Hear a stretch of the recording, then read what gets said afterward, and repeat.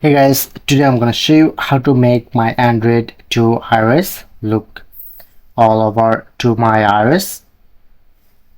As you can see, showing it to my iPhone camera icon, iPhone settings. So let's go to how can easily set up this. Okay, alright.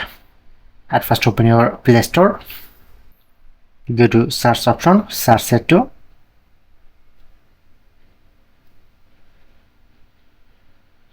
phone.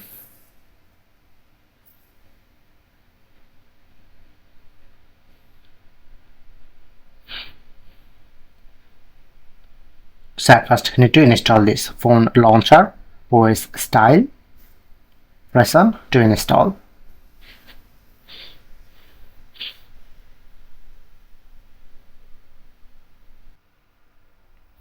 Now it's installing. Press on to open.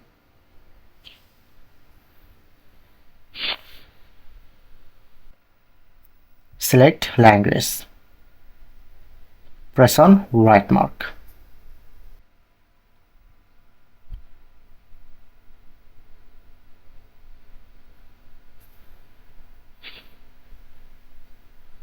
And just set wallpaper. iOS inspired Android. And just set wallpaper. Press on set wallpaper.